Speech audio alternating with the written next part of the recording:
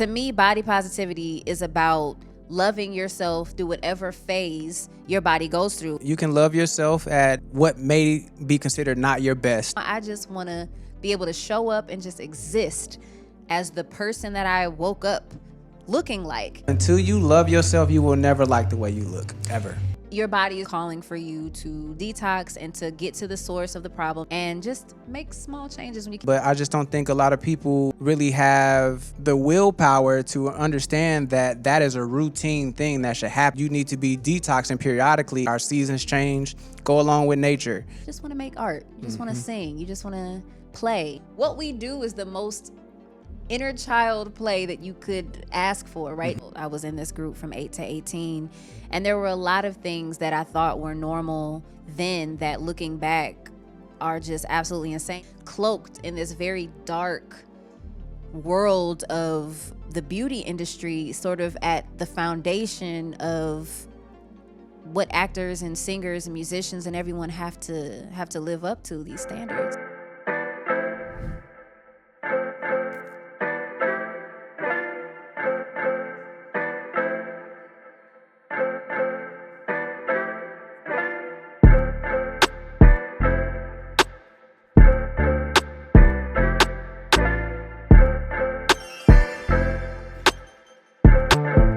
Welcome to the Let There Be Art podcast, where we weigh in on a wide range of topics from politics to relationships to health, because everything is a reflection of art. I'm your host, Jade Nova, alongside my co-host and my handsome husband, Devin Michael, who is a music producer, musical director, composer, and an industry veteran of over 15 years. And he has worked with some of y'all faves, Rihanna, Lizzo, Stevie Wonder, to name a few.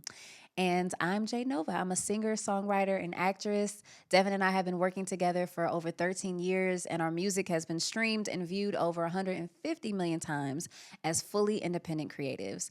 So we decided to start the Let There Be Art podcast to encourage curiosity and to teach and inspire people in our community to build sustainable careers as independent creators from a holistic perspective that focuses on the mind, the body, and the soul. All of it. It's important. Yes. So I can't get into this episode without first acknowledging you being on the upcoming Tyler Perry She the People series that is going to be coming out on Netflix on May 22nd.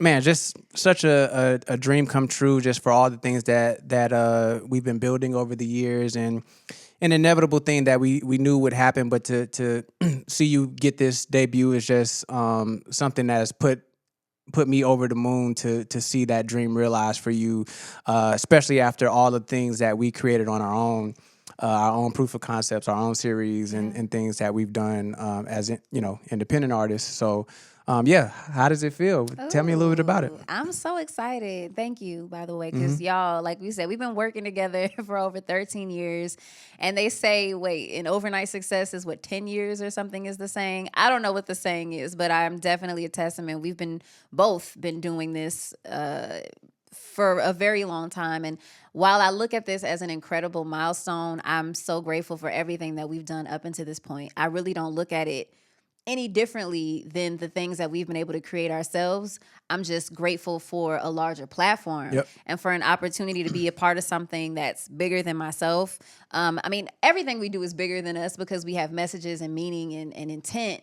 I just mean as far as the whole one-woman show narrative and us just kind of being the dynamic duo, as your mom has been calling us from day one, of us being able to do something where there's other people involved and other creators and other writers and someone else's vision, and being a part of someone else's vision it's been a beautiful thing. So I'm excited about it. And Terry J. Vaughn, shout out to her. That is my sister, my mentor, all of the things. And she's starring in the show. She is our fearless leader.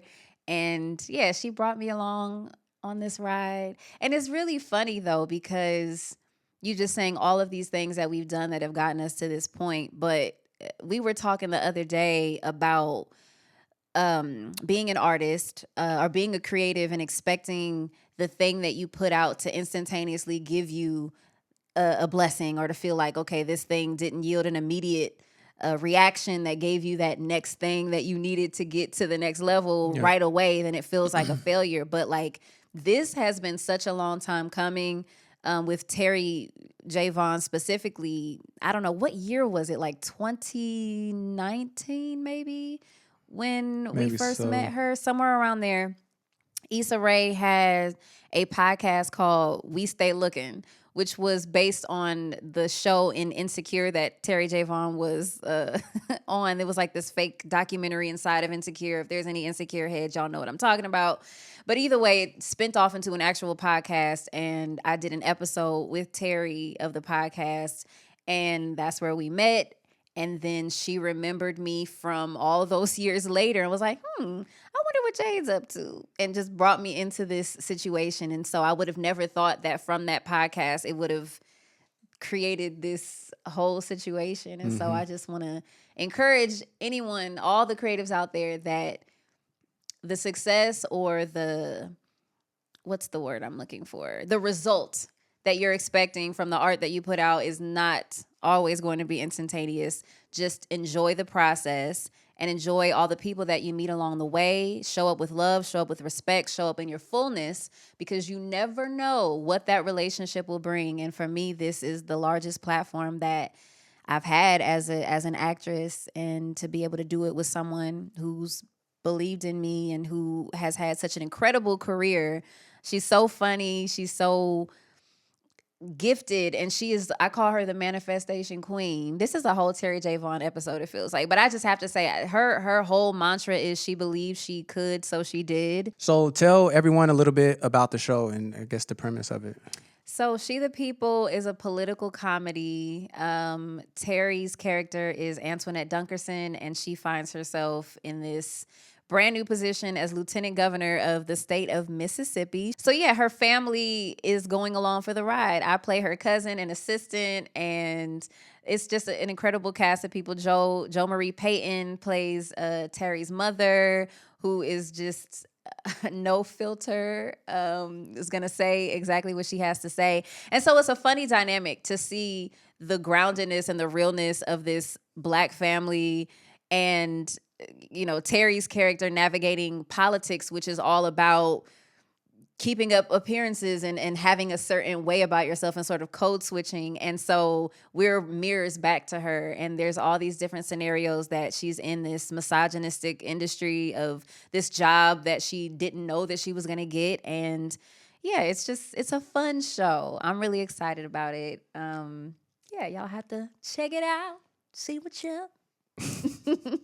So today we're going to be talking about the beauty standards, the modern beauty standards that we're dealing with, which comes, in our opinion, with a lot of problematic things, from kind of the ways that a lot of women and men view themselves, low self-esteem, not loving themselves, and then also shrinking themselves because of all of these comparisons that we have. So, it is no secret that we are in the era of lashes and filters and BBLs and breast implants and everything. There's a never-ending list of things that you need to do to keep up with certain beauty standards, and which I feel is the cause and the curse of that low self-esteem, where we're literally putting things in and on top of our body that end up making us look older, and causing health defects, all kinds of things, endocrine disruptors, messing up pregnancies for women, so many things that are connected to these very things. So yeah, that's today's topic. It's a really interesting one, and I know you have a great perspective on this as an artist and growing up in the industry as a woman, and even me growing up as an artist. Even from the male side, there's still that pressure to look a certain way, to wear certain brands, or whatever it is that society has kind of given us as the bar of how we should set our standards. And I think it's time for us to take those things back, especially as we're encouraging independent creatives to take control of their careers and really taking control of what that looks like, literally. So yeah, we'd love to jump in this with a Beyond debate. And I first want to get into all the conversation about Lizzo, who's a friend of mine who I work with for about 3 years or so as her music director. We did, some amazing shows together, and just seeing her rise to fame was really amazing. That was my first time being that close to an artist, going from, a lesser known name to a household name in a matter of months. And, Wow. just really, really proud of all of her success. But a lot of conversation has been about her weight loss journey, which I'm really proud of, because I remember some of the conversations that we had of, her, asking questions about changing her diet. I was plant-based at the time, and different things, that was clearly something that she was aspiring to. So this is nothing new for her. And what I'm kind of disappointed in is seeing a lot of the comments shaming her for not being body positive, by losing the weight. And somehow this lessens how proud she was to be the size that she used to be. And I would love to hear what you kind of think about that. Yeah, I think the funny thing is it's not even how vocal people are about her weight loss. It's the fact that her weight has always been at the forefront of the conversation from the beginning of her career, whether people thought that she was too big, or the people thought that they felt inspired by seeing someone who looked like them. There was already an immense amount of pressure that was put on Lizzo from the beginning in order to uphold a certain level of representation for women who look like her, or the plus size. She had a show that was also empowering full figured women. So just all of the things that she was, for the dancers. Yes, yeah. Exactly. There was such an emphasis put on the weight element of her, and she's so talented, and she's an amazing creative, and I've saw the things that you all created, and her input, and like voice notes and things that she was sending you along the way. She is talented, and that has just never been able to be the focus for her. And unfortunately, now that she's getting into the space of wanting to take more ownership of her health and whatever that ends up looking like, because I know she said weight loss isn't what she's aiming for. She's trying to be healthy. She wants to be healthy on the inside, and that's a side effect of it. It's not necessarily about whether or not she was happy in the skin that she was in. But unfortunately, it seems like this will always have to be something that she carries with her, because people met her a certain way and created this expectation that I'm sure she didn't want to have to carry and be the representation for all plus size women who exist in music and film or whatever she decides to do. So I think there's something to be said about that, first of all, that there was already just this immense pressure put on her. But then also, to your point of I've seen a lot of the comments saying like, oh, I thought you were happy being a plus size woman. So what happened to body positivity? And just this negative viewpoint of this woman taking charge and ownership of her health and whatever that looks like. I think body positivity doesn't have to mean that you want to stay or look a certain way for the rest of your life. To me, body positivity is about loving yourself through whatever phase your body goes through. And we as women experience a lot of yo-yoing if we're on our cycle, when we have children, if we decide to, or whatever that looks like. Women, we have to learn how to love ourselves at every stage of our bodies and of our life. And I think that that's body positivity, is just loving it, but understanding that if you do need to make some changes for what's going on the inside of you, that because she's lost the weight, that doesn't mean that she didn't love herself at her earlier stages when she had more weight on her. Yeah. I think she looks fantastic. I thought she was beautiful when she had the weight on her as well. But I think that the bigger conversation should be around what's going on the inside of us. Yeah, because one of the headlines said that she was a sellout for it's like, come on, man. I think it was Truth Hurts. Sell out. Lizzo slammed for dramatic weight loss, and the ultimate betrayal will have consequences. Thank you. Insiders say. Insiders say. So yeah, she said that she cut out Starbucks, which if y'all know anything about me, I'm the big proponent of coffee is the devil. I mean, Starbucks doesn't just have coffee though. But she cut out. She said she cut out Starbucks. That was a big thing that she noted. She said sugary breakfast, and ultimately she lost 60 pounds, lowered her BMI by 10.5, and lowered her body fat by 16%. Go off, Lizzo. Yep. I think it's a really touchy subject because and that's what I mean when I say body positivity is not just about saying I'm just going to be a certain way for the rest of my life. I think the more important conversation should be, are you healthy? Mm-hmm. What's going on the inside? You can be healthy and look all different types of ways. There are very, very thin people who look like they're in shape on the outside who are not healthy inside. Yeah. Like, so I think we need to shift the narrative in the conversation. And I'm glad that you mentioned some of those things that she was able to do for herself, because it's not just about the aesthetics of it, but like, yeah, just your well-being and your ability to really have a full life without having all of the chronic diseases that ultimately do come along with visceral fat and certain things that we're able to control through just those little changes that she made, that because we're so unaware. And we were talking about this with beauty standards in general and just some of the ingredients and the things that are in these products.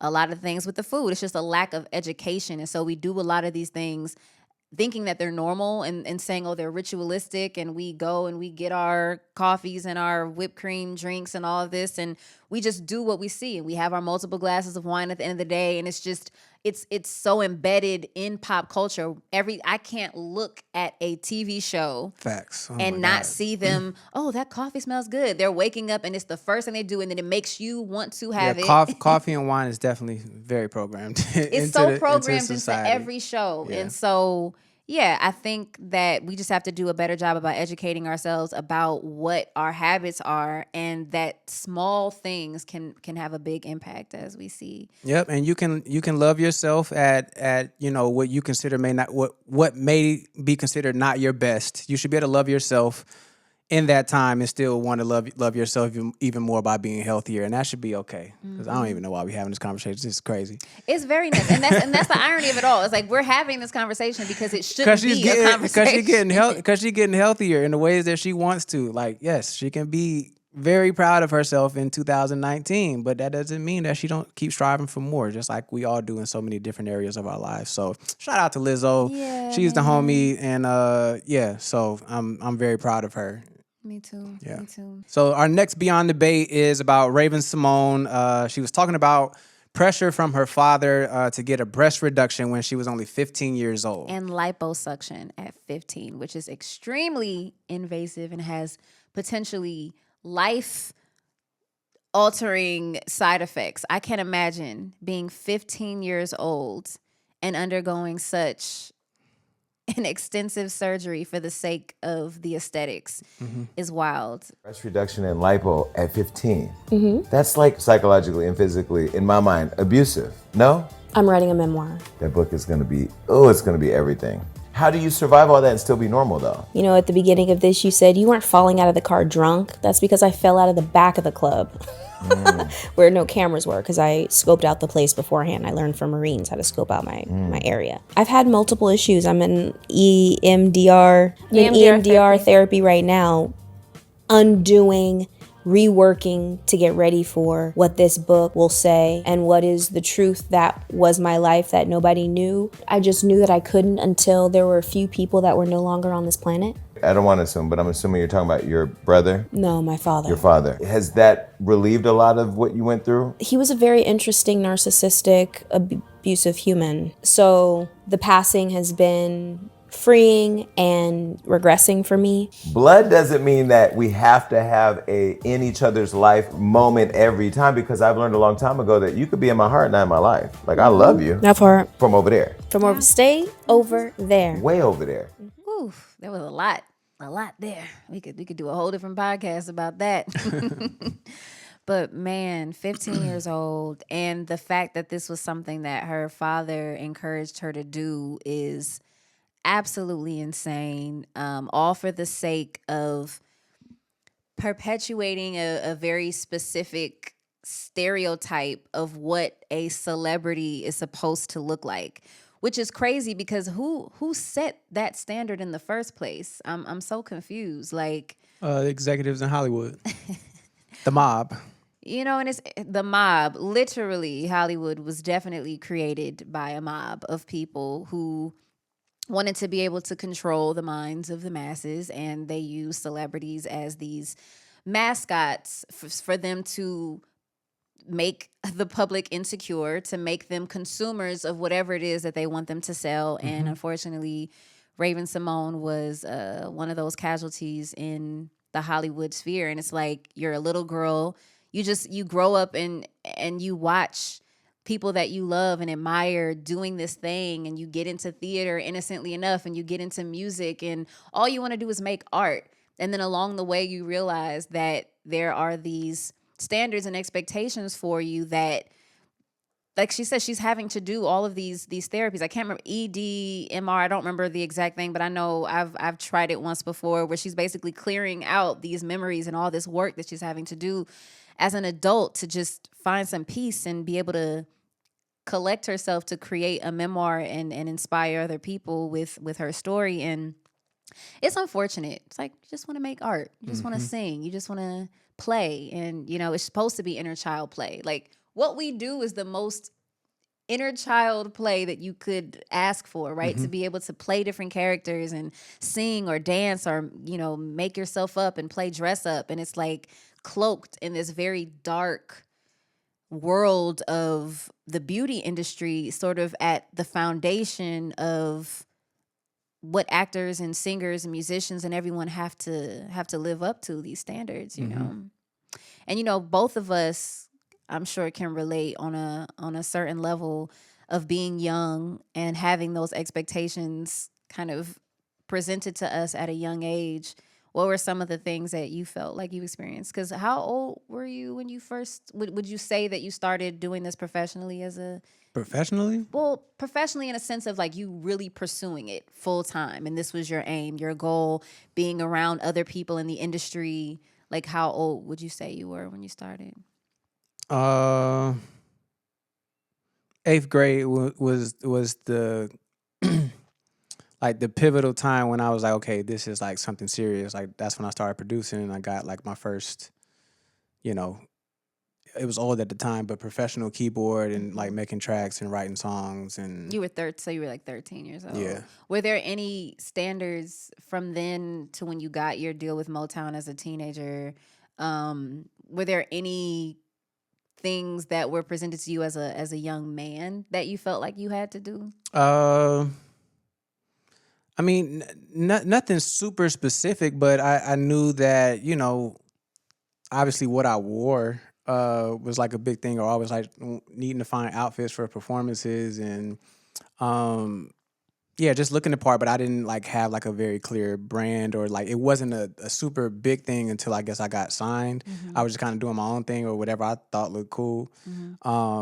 But, you know, even on the performance end, it's like, okay, well, you need to move more, dance, or, you know, just stuff like that. But not a whole lot on the beauty end of things. I ended up getting a trainer when I first got signed. You know, so you know, whether that was something pushed on me or not, I still knew how important it was, you know, to look the part. Yeah. But because, you know, women definitely get it worse than we do. Women do, when in that regard, as far as the beauty industry is concerned. I know men, y'all have your own set of things that I'm sure you deal with and have dealt with as a professional. But yeah, I've been pursuing music since I was about 8 years old. And I was in a girl group for the first, oh goodness, not even the first, for a decade, until I became an adult. I was in this group from 8 to 18. And there were a lot of things that I thought were normal then that, looking back, are just absolutely insane. And the crazy part is we weren't even famous yet, but we were already being groomed to sort of look the part and be prepared for whatever would come for us as far as success is concerned. I was told I had to get braces, that my teeth were too spacey. I remember I was like 9 years old. I'm like, That's what, my teeth are kind of just supposed to look like. I never ended up getting them, but I had major artists and people that we were working with saying like that little girl needs to get her teeth fixed. And I had such a complex about my teeth because these adults, they got a pass, a free pass to comment on my body and to make suggestions and nitpick, which is why I'm so self-aware to this, not self-aware, but self-conscious to this day about fixing certain things, or do I have this thing in my teeth? Because it was a part of my conditioning from such an early age to, oh, well, you got to fix your hair. And I remember I couldn't have been any more than 13, 14 years old at the oldest. And we had a meeting with some producers that we were going to work with, that were going to work with the group. And our manager, we had a meeting at Applebee's or some restaurant like that. And she told us before we went in, you can only order a salad. You're not allowed to order anything else. And I remember like not wanting a salad. Like, I mean, salads are cool. They're fine. They're good. But it was just like, I was super hungry. I wanted something else. I was a kid, and I didn't know. I'm like, well, what if I want to get this or I want to get that? So I ended up ordering something else because the guys were like, order whatever you want. And she made an excuse for me. She's like, oh, well, and I was called Hazel at this time. Oh, goodness, Hazel Star. She was like, oh, well, Hazel, she just lost 5 pounds, so we're going to reward her and she can have this today. And it's still a core memory, feeling like I had to justify eating a little bit more than a salad as a 13-year-old kid who was skin and bones, mind you, and it was just, but this was the expectation. This was the standard that was set for us at a very young age. And you see the Raven-Symones, me and her are literally the same age. And so growing up, these things she's experiencing and doing and fixing herself, we're like, oh, well, I guess this is just what you have to do. And you're sort of indoctrinated into this standard of beauty at a very young age. And it's not even exclusive to us as creatives. That's the thing. We're the ones who showcase this in this glossy, Disney-esque way of seeing what the finished product is like. But then we're ultimately influencing all of the young girls and boys who are watching us to then feel like that's the standard that they have to live up to. Because if Raven-Symoné looks like this, or Hannah Montana or Zendaya or anyone else that they're looking at on Disney, they're thinking that this is what is equivalent with success and beauty. So they create the standards. They're like the tastemakers for now these little kids thinking, oh, I got to go out and I got to get whatever they have or whatever makeup or whatever cream procedure exactly that they're doing so that I can look like them too. And like you said, we're all pretty much victims in this mafia that is setting this standard and a part of this multi-billion-dollar industry that the beauty industry has come to be. And yeah, it's really unfortunate. It is. It is. Yes. I hate to see, that Raven had to deal with that. It over sexualizes you. It does so many things to just be like, okay, y'all paying this much attention to my body. You know what I'm saying? And yeah, it's there's just no. Hey man, she grew up acting with Orlando Brown. This industry will do a number on you. So parents, let your kids grow up before they start. Let your kids grow before up. they start, being in all these spaces and having all this pressure on them and this many eyes and yeah, it's a lot to deal with, that much energy from people you don't know. In the name of being a fan.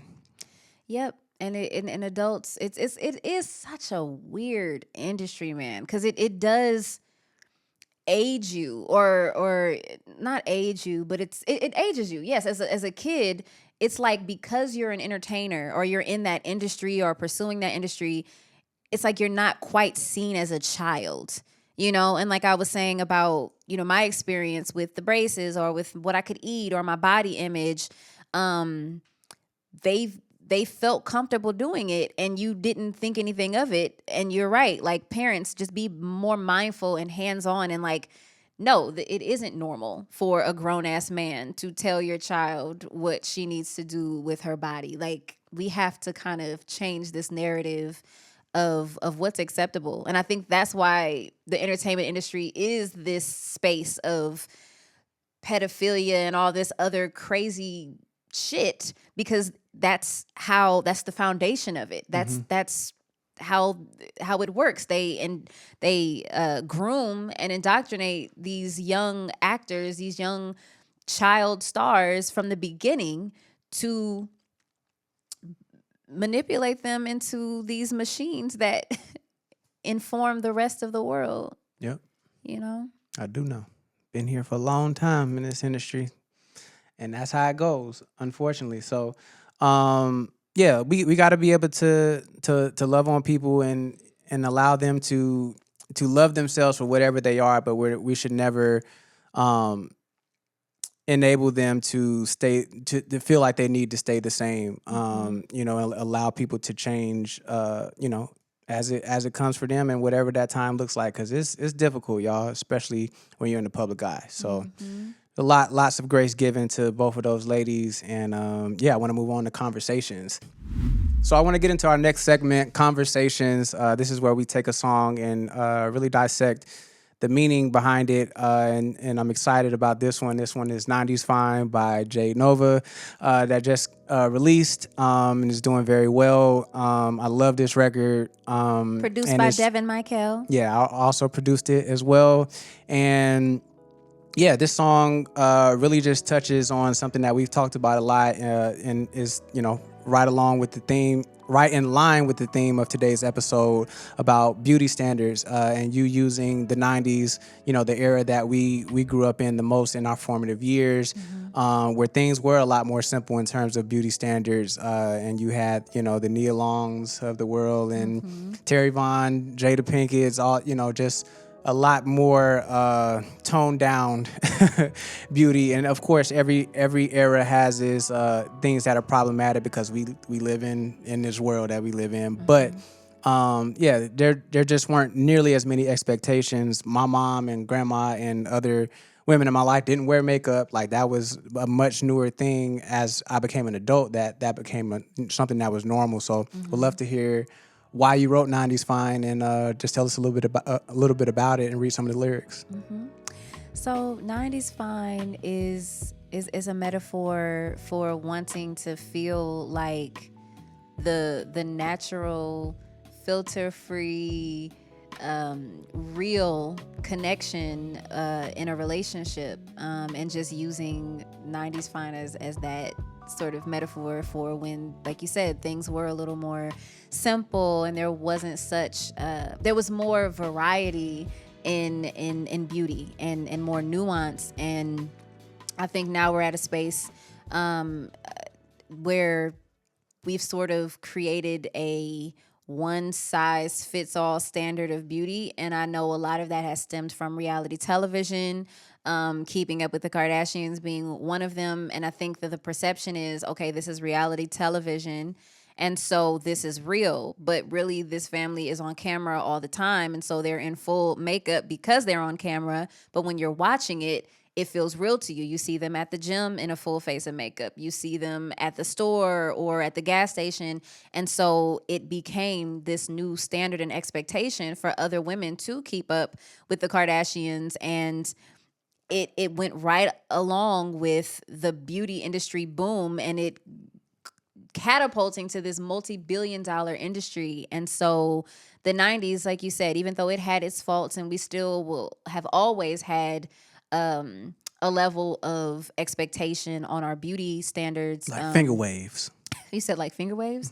Yeah, like finger waves and like soul glow. That was problematic for sure. Finger waves? Yeah. Finger waves were cool. What not finger waves the look, the shit that they was putting on y'all just head. The little brown gel, and you just use the comb to be all crunchy. We should look at the I know that ingredients. got a vaccine in it. That's it. We gotta look at all of the ingredients and stuff that we were putting on ourselves, because that shit is crazy. But 90s Fine. Yeah, it's just basically about stripping it back down to the basics when it comes to love, but then also just shedding light on that just natural vibe of the 90s. And yeah, you want to feel 90s fine. Make me feel good, even when I don't have makeup on, and even when I'm just chilling in my sweat. Can you read some of the lyrics for us, please? Sure. Let me see. So, give me give me a love with no filter.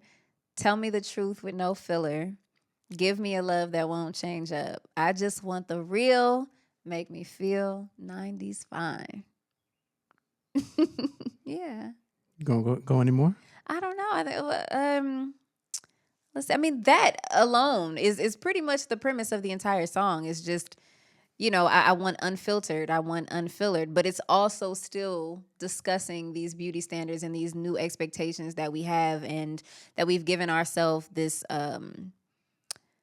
insecurity by seeing ourselves so heavily filtered all the time. And it started, goodness, I can remember with the little dog ear filters and how weird it was at first, and then it became the norm, and now AI and you transforming yourself into a cartoon and all this other kind of stuff. And now people are shocked to see themselves without makeup on their face or without the fullness of the lip. It was like conditioning you to see like, oh, this is how you could look. So now you're like, okay, I took a picture of myself with this filter on. Doctor, this is exactly what I want to look like, because it's getting real deep. Black Mirror out here. It's definitely going to be, where I see this going is people are going to have on, either goggles or glasses that are, AI, and you're going to literally see people physically in person with filters on. In their avatar, whatever they decide for you to see. Because they already kind of do.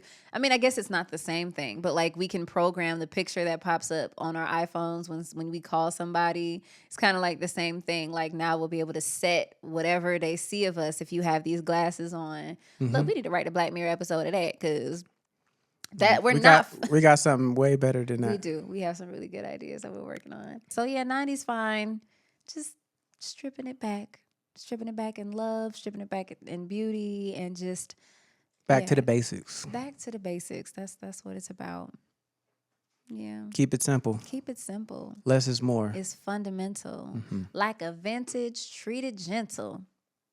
Ooh, I just want your best. I don't need perfection. Yeah. It's a nice little bop. Make sure y'all stream it. Yeah, make sure y'all stream 90s Fine. Link is in the bio. I'm sorry, or the description or wherever. Y'all know where to go. Go stream it, run it up, save it. And while we're here, make sure you subscribe, like, and comment. Please weigh in on your thoughts. There's a lot of, I'm sure, a lot of opinions out there. So whatever you feel, please leave it so we can weigh in next time. It's such a touchy subject, though. It is, because it's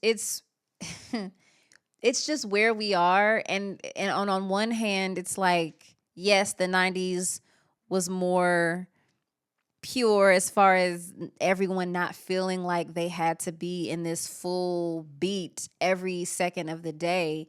But now people it's become a part of our identity in a sense, to where even talking about it is triggering. To say to someone like, hey, we're getting out of hand with this.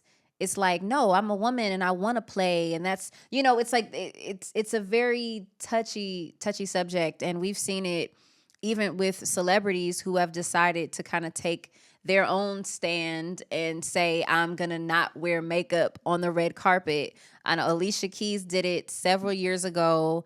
And it was like the Lizzo situation, right? Like you would think that someone could just show up like a man does with no makeup on their face, but somehow it became such a conversation, and it was disruptive. And to your point of these people who created this industry so that they could influence people, if you're going off script, naturally it's gonna ruffle some feathers, because you don't really truly want to inspire people to be natural, because then not only would you not need their products anymore, but the side effects that come from those products of then you getting sick and getting cancer. There's so many carcinogens.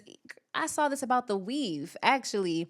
The braiding hair, I heard like that 100% of the brands of those braiding hair companies had cancer-causing properties to them. So I've seen the videos of them making it like they have these little brushes, and it's like almost like tar. No, like it's a liquid substance first?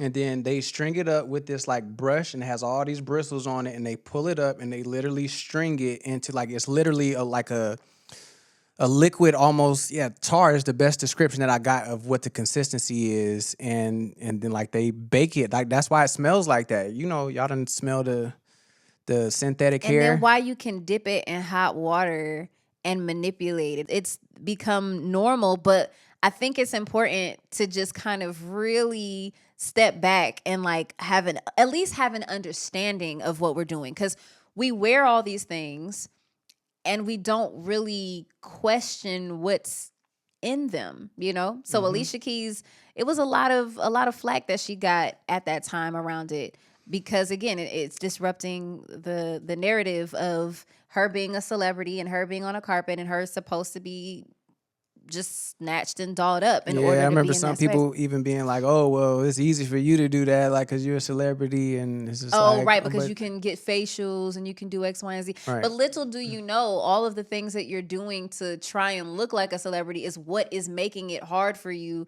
to not be able to feel comfortable just being barefaced. Another one is Pamela Anderson. More recently, during this last Oscar run, she was nominated. I think it was called The Last Showgirl is the film that she did.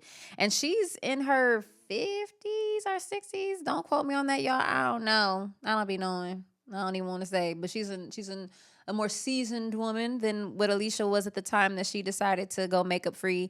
And there's so much conversation around it.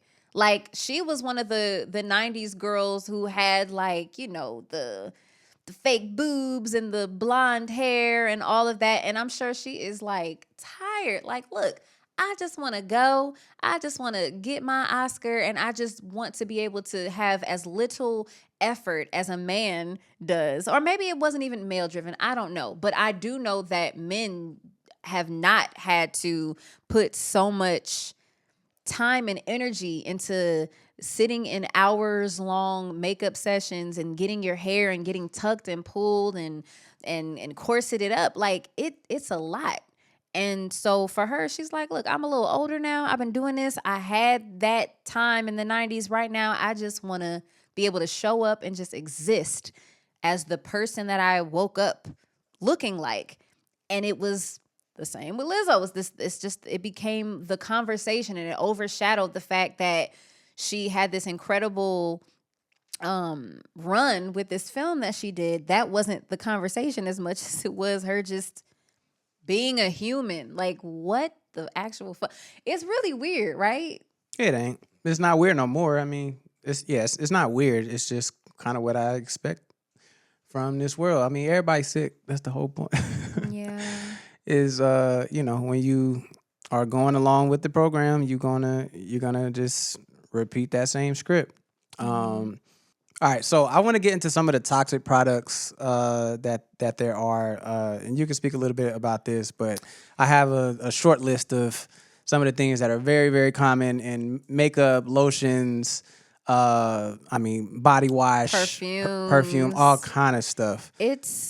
Every hygiene and beauty product you can think of that is sold at, your local CVS, Target, Walmart, pretty much all of them are trash. Yeah, it's it's true. And, I grew up having eczema on my body as a kid, and then it kind of got under control until I started getting individual lashes. I went and I got individual lashes for about a year. And towards the end of it, like maybe the last 5 months, I started to get like crazy breakouts from it. Like my eyelids would start to swell. The area around my eyes would get raised, and I would have basically just eczema on my face in addition to my eyelids swelling. And I didn't really know at the time what was going on. Come to find out, it triggered an allergy for me in the glue. So eyelash glue has formaldehyde, which what the actual fuck, and then latex, which I am allergic to, all of them in this eyelash glue. And so it triggered something, and now to this day, I think I got those in like 2022 or 2022. Once I stopped getting them, my body continued to react that way. If I would use anything that had any of those ingredients in them, my eyelids would swell, my face would get swollen and rashy and itchy, and it's something that I am still struggling with to this day. I'm still going through the process. It has been a hell of a process, like really trying to be more aware of what I'm putting on my body. And we did a deep dive just on products, and I started keeping a food journal. And I cut out gluten 4 months ago. I stopped drinking completely. I had stopped drinking hard liquor like maybe 2 or 3 years ago, but I would still have wine. And I cut out wine with the gluten 4 months ago. And I've been able to kind of keep it more at bay since I've been doing that and just being mindful of the products that I use. But in that process of having this horrible situation going on with my flare-ups on my face, I mean, it was happening every 2 weeks where I was unrecognizable. And just doing more of a deeper dive and kind of taking everything off and adding things on slowly but surely to see what the culprit was. But in that, looking at the ingredients of some of these things and you kind of helping me find alternatives has been a game changer. So yeah, we talked about this, the braiding hair, the lash glue. So I'm gonna get into some of the ingredients that are commonly found in a lot of cosmetics, makeup, lotion. So lead is found in a lot of lipsticks, other beauty products. It's linked to developmental and reproductive problems. So a lot of these are endocrine disruptors, and people who don't understand the endocrine system, that is our the glands or the way that our body moves energy and communicates with other parts of the body, and is really the main thing that's in charge of women being able to get pregnant, and also men being able to have healthy enough sperm in order to have babies. So lead, mercury, which causes damage to the kidneys and the nervous system. I never know how to say this word, but phthalates or phthalates. That's so stupid. It's PHTHALATES. I just say phthalates. Mm-hmm. Disrupts hormones and damage the reproductive system. Another reproductive killer. Formaldehyde, like you just mentioned. Talc, PFAs, which are found in waterproof mascaras and long-lasting lipsticks. They're linked to reduced birth weight and cancer. Parabens. Dioxins, so many things. I mean, this list keeps going. Any natural what they call fragrance, natural flavors, citric acid, all of these things are like terrible for the body, and putting on that every day. So those of you who don't know, anything you put on top of your skin, on your hair, anything goes right into the bloodstream. Mm-hmm. No matter what it is, no matter how long it's on your skin, or you can say I can wipe it off. That makeup is going into your bloodstream. Yeah. Just is what it is. So, just be mindful. Look up other products out there that, keep these things in mind. And you can look up all these products yourself and just, read the labels. And then even if it's just not doing it as much as you normally do. And I think for me, that was kind of my balance, because it's a part of my conditioning. I'm wearing makeup right now. I enjoy the process of getting ready and doing all those things. So I truly empathize with people who feel like it's a difficult thing to let go of, because it's a part of our culture. It's a part of what has been painted as like femininity is, keeping your hair done, keeping your nails done, getting these things, it's so ingrained in everything that we consume. So I truly understand if it's triggering, it's triggering to me too, right? Because I'm sitting here talking about this, and as you're telling me these ingredients, I'm like, oh shit, it's on me. Like, I hope I don't have a flare up, like, and that's a sacrifice, unfortunately, that a lot of us make, is putting the outer beauty before what's happening on the inside. Facts. And it's like, oh well, we're gonna die anyway, or because if we could see our insides, I think everybody would change. If you could literally see what your cells are doing based on what they're supposed to look like with your kidneys, all these different parts of the body that regulate you to function, we wouldn't be doing this. Kind of like that movie Shallow Hal. So he gets hypnotized where he sees people for their insides, like not their physical insides, but just their heart. And he sees people that way. So that would be an interesting filter to do to like whatever's going on with your health on the inside, to be able to see it and it manifests physically.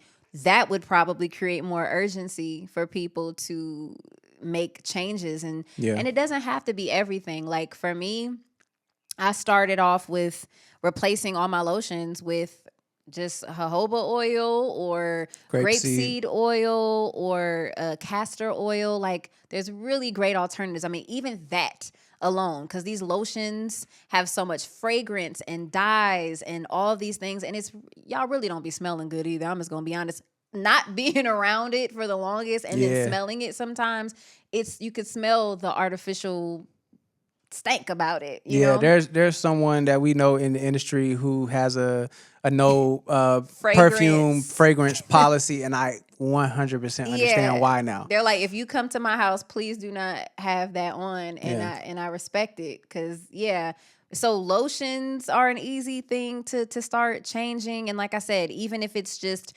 every day, not feeling like you had, like there was a time where I felt like I had to have camera makeup on just to go places. And now I'm getting to a space of really just embracing like, okay, maybe it's a little mascara. We're going to pinch my cheeks. You know, we going to go out. But she's still fine. Thank you, baby. But it's so psychological. It's deeper than a word of affirmation. I think that, again, it's ingrained in our culture and our expectations of women to feel pretty is to do all these things. So I'm just trying to give practical advice. It's not always easy to go from 0 to 60. And even with all my awareness and even with my illness of having these flare-ups on my face, still being like, well, I'm gonna figure this shit out, you know, because it's what I gotta do. I still had to shoot the show even in the middle of my flare-ups. And I just found little ways that I could make changes. And again, starting with my gut health was the most important, was cutting out some of those things. And that made a world of difference, because if we eating like shit and we putting this stuff on top of our bodies, like we just don't stand a chance. And while that argument of like, we're gonna die anyway, is something that people like to deflect to in order to feel justified in their vices, what is the quality of life that you will live? And I've seen too many people who have gone too soon or have just struggled, and it's just cancer has become such a normalcy for our society that we don't really think like there was a time when this did not exist. Yep. Right now, it's a manifestation of the pollution, the things that we're putting on us, the things that we're putting in us. And now we're just starting to just learn to live with losing all of our loved ones because of the powers that be who are making it so that the celebrities are setting the standard and we're just going along with it to keep up with the Kardashians. And so let's just start with little changes. So y'all, start with the lotion. Get rid of all that stuff. I'm telling you, shea butter, whatever is so much better for you than these other brands. And all the surgeries, all of it, man. It's crazy. Even the veneers. With Young Miami talking about she on her 4th set of veneers. Yeah. It's not the 5th set, I promise, will not work. Whatever you think about yourself, until you love yourself, you will never like the way you look, ever. And it's crazy because I don't think that, like, we're in a veneer era for sure. Who was the first one to do it? Who did it? And I don't know, like, but she's on her 4th set, so I think we don't have to go nowhere else but that. She's on the 4th ones. That's 4th. So unfortunate. What we talking about? So, don't they have to like chisel your teeth? I don't know. Like, well, she will have no choice but to get them right. Exactly, because her teeth are done because you can't brush them. So you gotta. And then your teeth are connected to all your organs. So basically, it's like a circuit breaker in your body. So you literally get energy to it by your nerves running to each of the organs. So each tooth connects specifically to maybe 2 or 3 different organs and contributes to its function. So when you lose the nerve endings, and when you get a root canal or get a tooth pull, you're losing part of the function of that organ. Damn. It's crazy. It's crazy out here. That's nuts. They need to put that on the disclaimer. Don't get them teeth pulled, or if you do it, make sure you go to a holistic dentist that can get you right. That's crazy. Yeah, I think it's rest in peace to Young Miami's teeth. Oh. Here's what I'll say. Here's what I'll say about this. Like, I mean, you don't want them to rest in peace? I do. I hope that they're no longer alive. I hope she finds the vibe she's looking for. It's just, she won't. I'm telling you, she won't find it. I hope she finds something that she can land on that makes she can her chew feel on. good about her chomps. Because, man, this is what I mean, though, when I say that whoever is in charge of creating artists, of creating the celebrity concept, has created like a female rapper starter kit that now it's like, okay, I'm famous. I have to get my ass done. I have to get the veneers. I have to get the lace front with the glue. It's like the starter pack. Like, and so I'm not even mad. Like, I get it. Like, you're always seen, and this has become this standard of like, you have to look as perfect as possible. All the while, we don't know what is going on from that perfect little pose that you see or that perfect shot that they give you to show all of this stuff. But then when you see someone in person and you realize, oh, I actually hate the third, fourth set of teeth that I got, or I hate the way my implants look and I want to get them taken out. Like, no one goes and then has the follow-up of what the side effects. So I applaud Young Miami for being vulnerable enough and honest enough to say, like, I did this thing and I hated it every step of the way. And now I'm still trying to figure out what to do in order to keep up with this decision I made, because it had become a standard and no one talks about the long-term effects of these things or what happens in 20 years. Like, yeah, bless it. But we're seeing more and more, a lot of celebrities coming out and saying, like, I got these implants taken out. I know K. Michelle did a whole conversation around it. She had been talking about her issues and her taking out all of the implants and feeling so much better and so much lighter. Because, y'all, it's so much more than the aesthetic. Like, we're putting foreign things into our bodies, foreign substances onto our teeth, and all to then not even like it. Yeah, it's crazy. And that's the thing. If you put something in your body, it has to interact with your biology. It has to interact with your DNA. So it's literally becoming a part of you, and your body can't process this stuff, because anything that's foreign, you're supposed to shit it out or pee it out, and you can't with all of this stuff. So the body's literally like going into a detox process to try to move, this foreign stuff so it won't get into your blood system. That literally happened to me when I got my belly button pierced. I was like 20 years old, and my body rejected it. Like, it pushed it out of my belly button to the point where you could see it through, and I still had the scar to this day, like, from it pulling out and it got like keloid, and it was just a whole situation. The body is so miraculous. It's going to do what it needs to do to get it out, which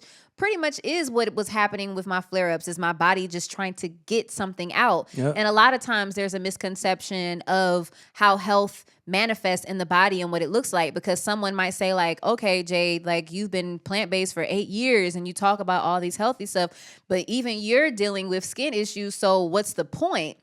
When really, it's a beautiful thing. It's my body understanding that I don't have the capacity for these foreign substances because it's not used to it. So it's going to right away signal to me that it needs to detox. And so, but aesthetically, we're like, oh, we shouldn't have any blemishes or any of these things, which we should not if we were living in a world that we didn't have all of these external factors that are making it so. But in reality, it's my body detoxing, and it shows up in this way that may not be aesthetically pleasing, but it's doing its job. If my body learned how to live with the chemicals, then that means that it's a part of my being and that my body is no longer doing the job that it's supposed to do. So any of my girlies or guys who are experiencing this, you can call it autoimmune disease or flare up, whatever you want to call it, your body is doing what it's supposed to do, and it is calling for you to detox and to get to the source of the problem, to fix your gut health, and just make small changes when you can. This ain't a judgmental space because, like I said, I got my face beat right now. I'm just saying we have to figure out ways to do things when we can, to control it how we can, and to just kind of push back against the man telling us that we got to look and be a certain way all the time. Mm-hmm. You know? Yeah, so a lot of times what people are covering up is, or the discoloration of, is why a lot of people think they need makeup because they want to even out the skin tone. Mm-hmm. And a lot of that discoloration is just coming from the toxins that are already in your body coming out. So it's like I was saying earlier, it's literally the cause and the effect with putting these things on, and then we feel like we need to keep putting them on because the body is constantly putting our skin in a state where, because you can't process it and pee it out or poop it out, then it has to come out somewhere, and it's going to come out through the skin because the skin is connected to the kidneys. It's your third kidney. Yep, facts. So what, do we have any solutions? Is there anything that you would suggest? Or like you said, detoxing, but I just don't think a lot of people really have the willpower to understand that that is a routine thing that should happen. Just like you shower every day, or you brush your teeth, or go get a wax, or get your toes done. You need to be detoxing periodically, and what I feel is that you should be detoxing at least 4 times a year. Just like our seasons change, go along with nature. If nature is giving you 4 clear, distinct parts of its cycle, then you need to be following that. And so every time the season is about to change, that's why Ramadan they do theirs right before the real New Year, spring starts. So they're getting all the toxins and things out of their body from the winter to be able to come into spring. And I'm sure a lot of them people, because they do it, they don't react to pollen the same. And that's what a lot of people don't understand. Pollen is actually a great thing. It's actually preparing all the things to grow in the new season. Just health and medicine, everything is just really backwards. So I'm excited to keep talking about these types of things. So just like what you said, detoxing is the solution. It's just, do you have the time and energy to be able to go on an all fruit or a raw diet for 2 weeks or a month or whatever it is? Like I always encourage anyone to go as long as you can on something like that, and then make it routine. That's something that you do every quarter.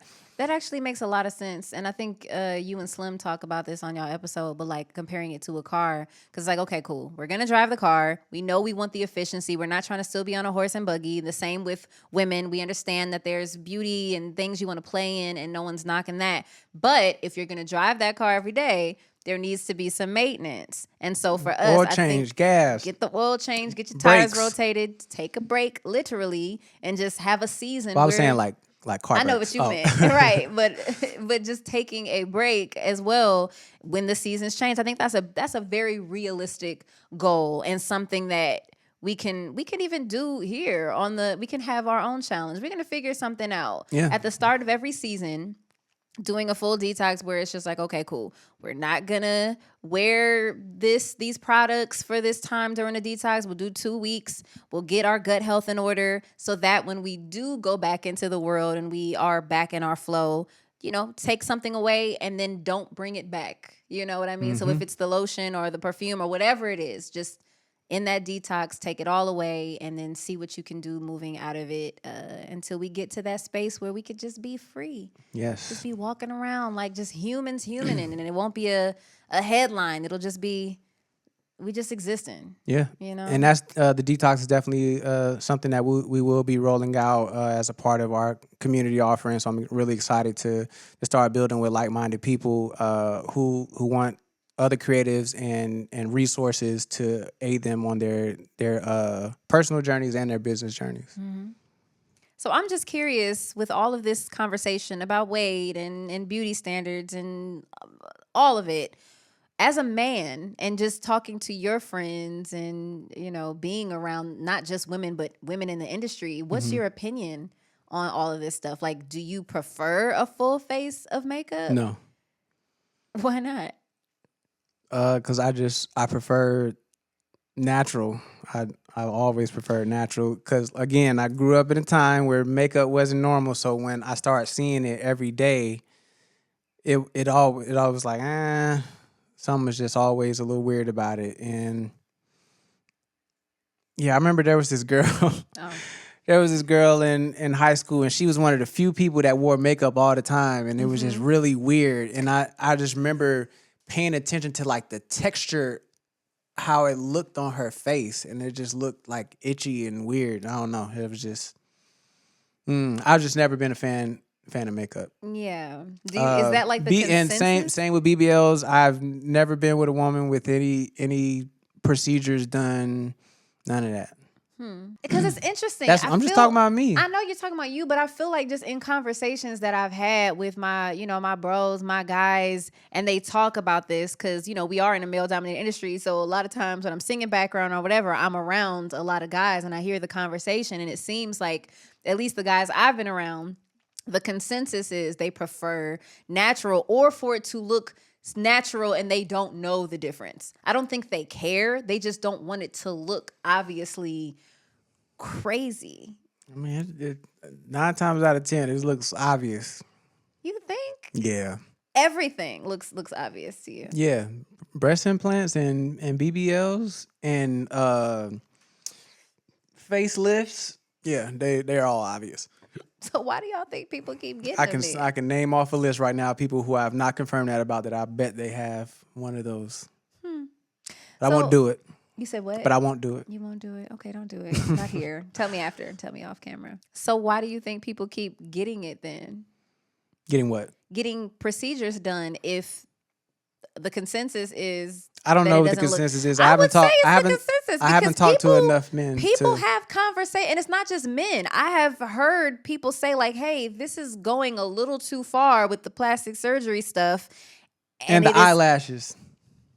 When they look like Snuffleupagus. Yes, when they look Thanks, like Kalia. Yeah, that was because it's good. Kalia says Snuffleupagus, but I can't unsee it because Snuffleupagus. Yep, because I was looking at that man like, what's going on when I was little? His eyebrows is real thick and long. I think it was his lashes. I said brows. Mm-hmm. Oh yeah, I meant eyelashes. Yeah, but I think we can clock it though. Like I feel like a lot of people will say like, "Hey, this person needs to stop doing it." Do you think that it becomes like what? Why do you think people continue to do it? Yeah, I'm not 100% sure, but people do anything that is normalized. Literally anything. Yeah, I think it's just it's all body dysmorphia. Yep. And again, it goes back to the filters and the expectations. It's that you're seeing yourself and you're trying to fit yourself into something that you were never supposed to be. I think that's the problem. Yeah. It's like some people are meant to be built one way. Some people are meant to have a nose that curves this way. And bringing it back to 90s fine, I think that even though we had these high standards of beauty, even still, there was just a lot more variety in what you saw. But now if everyone's trying to look like the same guy, it's impossible. So that sounds like a mental health problem to me. And that's the thing. We enable it. So when we gonna have that conversation? That's kind of wow. If you're seeing yourself and you think you should look a different way, and you're saying that I should not look like this. I need to go get something done to permanently look like something that I am not. Mm-hmm. Is that not a mental health issue? Yeah, but the thing is, it's a mental health issue that is profitable. Right. Because then they have customers for life. Mm-hmm. I mean, all mental health is profitable. That's kind of the whole point of it. And it's the products, and it's the programming, and then it's the food. And then you go take the pills. It's the food, and it's the music, and then you see these celebrities, but no one wants to really talk about. So they go get on Ozempic. Mm-hmm. So that they can have a quick fix to look a certain way, but then the inside is still not well. It's like, again, the theme that we've been saying here is that people are more concerned about the physical. Yeah, so, I mean, in conclusion of all of this stuff, let's just stop making everything so, I guess, these dangerous things so normalized and just yeah, spread this message. Tell your family and friends, especially the women in your life, about some of the dangers that they probably don't know about because, we don't take the extra step to do research and to look into the things that we're putting in and on our body. So do your due diligence, detox, and yeah, guys, let's be healthier going into these next few years because it's about to be a shift. It's about to be a huge shift. It's definitely about to be a shift. And just love yourselves and just understand that you are made perfectly. And yeah, you can't like yourself if you don't love yourself. Exactly. You'll never like anything about you until you really figure out how to love yourself. And do the inner work with everything. It's really all about the inner work. So we're going to get into our gem of the week. This is a segment where we're highlighting an independent creative who is just making moves in their respective industry. And this week, I want to highlight Natalia King. She is the creator of Body Love by Tall, the apothecary and makery. She's an herbalist and a holistic skincare formulator based in Colorado. She makes organic skincare and teas. And I've been using her face wash and her soaps and her chapsticks, and they're all natural and made with love and conscious ingredients. And she has an apothecary that she has online where she sells herbs of all kinds. And yeah, it was a really... her products were a beautiful jumping off point for me to like really start to get my health together when I was dealing with I'm still dealing with my face eczema, but it was giving me, it really helped because I know the things that I was doing at the time didn't make anything any better, but her products and just having more conscious ingredients have been like a game changer for me. So y'all make sure y'all support. I definitely recommend her soaps, her chapstick, and her rose face wash is so bomb. So, yep, shout out to her. So let's move on to the next segment. It is Sign, Drop, Collab. And in the spirit of 90s Fine, we are going to stick with the 90s Fine theme. All right, what we got, Kalia? Okay, so we'll start with you, Jade. So let's talk about 90s Fine men. Okay. Mm-hmm. So we're going to look at some actors from the 90s. Morris Chestnut, Lorenz Tate, Shamar Moore. Sign, drop, or collab. Okay. That is difficult. I grew up looking at these men, and they are all definitely 90s Fine. Respectfully, you are also 90s Fine. My little 90s Fine man. But back to this question. I would have to drop Shamar Moore because of the wig that he wore in that movie. And he had the braids. His face card kind of saved him from that horrible lace front wig, but I can't unsee it. And unfortunately, we're going to have to drop him along with the lace front cornrows that he sported. Yes, Diary of a Bad Lace Front is what Shamar Moore did. Lorenz Tate, I'm going to collab with him because he's just, he was Frankie Lyman, he was doing his thing. He's super talented. He's like a vampire because he still looks exactly the same age, which I'm experiencing in my own marriage of my husband not aging while I continue to age. And it's not on top of the fact that I'm 3 years older than him, believe it or not. But anyway, Lorenz Tate, I'll collaborate with him because he's super talented. And I'm going to have to I will sign Morris Chestnut. I'm going to sign him. We're in there for them. And for you, Devin. What is happening, yo? Okay, so we're going to do 90s Fine actresses, okay? Mm-hmm. So we've got Nia Long, Halle Berry, and Jada Pinkett Smith. Sign, drop, collab. And this is based on what? The 90s Fine. The 90s Fine. Because 90s Fine, that could be geared towards their actual acting. Or just their looks. Face card. Face card, baby. And all of them had the short hair. All of them are the petite, short ladies. This is difficult. That's a hard one. I can't just go off face card. This is just vibe in general as well. That's fair. I'm gonna drop Halle Berry.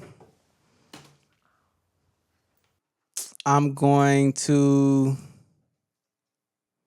Why? I'm gonna collab with Jada Pinkett, and I'm gonna sign Nia Long. I guess you have to drop someone, but Yeah. Just Halle vibe. Berry? It's just just Okay. the vibe. Like I preferred the characters that I saw Jada and Nia Long play. That's fair. The Um, relatability. Yeah, and then I was young too, so I'm starting to watch them when I'm 5, 6 years old. So, they just leaned a little younger and cooler, especially like Jada in Different World and yeah. Yeah. That's good. I Yep. like that. Okay, and last one. So we're going to do 90s Fine TV cast. So this is sitcoms from the 90s, the cast of the show. So we've got Living Single, Moesha, and The Fresh Prince of Bel-Air. This is very, very difficult. I love all of those shows, and this makes me sad. I'm ready. Okay. I'm going to drop Living Single. The cast? Mm-hmm. Why? It's the one I watched the least. That's fair. I'm gonna collab with Moesha only just because I watched it more than Living Single, and then Fresh Prince signed for sure. Got you. Yeah. Interesting. Well, I mean, for me, like the cast. I was really young when Living Single came out, but I know the cast, and Queen Latifah and Kim Field and T.C. Carson and all these. I don't know. And just the ensemble, like the way that they would just. This is hard. I think I'll just. Yeah, only reason I said Moesha is just because it was a little more relatable because they were younger. So, but I can't tell you one other character's name other than Moesha, and I can't tell you no characters' names in Living Single. We're gonna have to watch it. I think you'll love it. It's a hilarious show. Probably. Yeah, we're gonna watch it. And the theme song is fantastic. I know the theme song. Sing it. Yeah, we're living single. Ooh, in a 90s kind of world. Da, da, da, my girl. Hey, keep your head up. That's right. You want to avoid. I'm not gonna play this game. I let you have it, and I'll just roll with you on that. Got it. Well, that was Sign Drop Collab. Let's go to Let There Be ... manifestation. In the spirit of all of these things, is there anything, my love, that you want to manifest?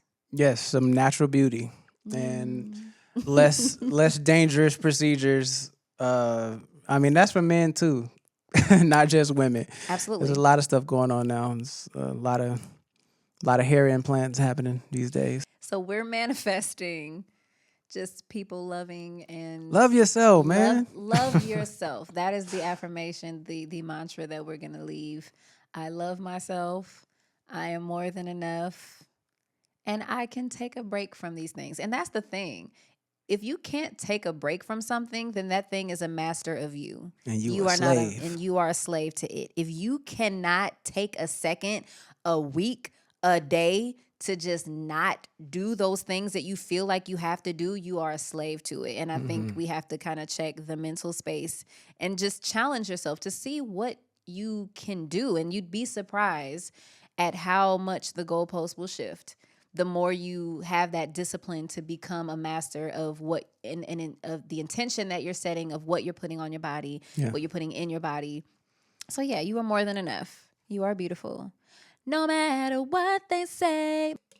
Well, let there be more self-love and beauty, inner beauty, and discipline. Ashe. Make sure you like, comment, and subscribe. We'd love to hear from you guys. I know we talked about a lot today, so please weigh in, and we'll see y'all next time on the Let There Be Art podcast. Peace.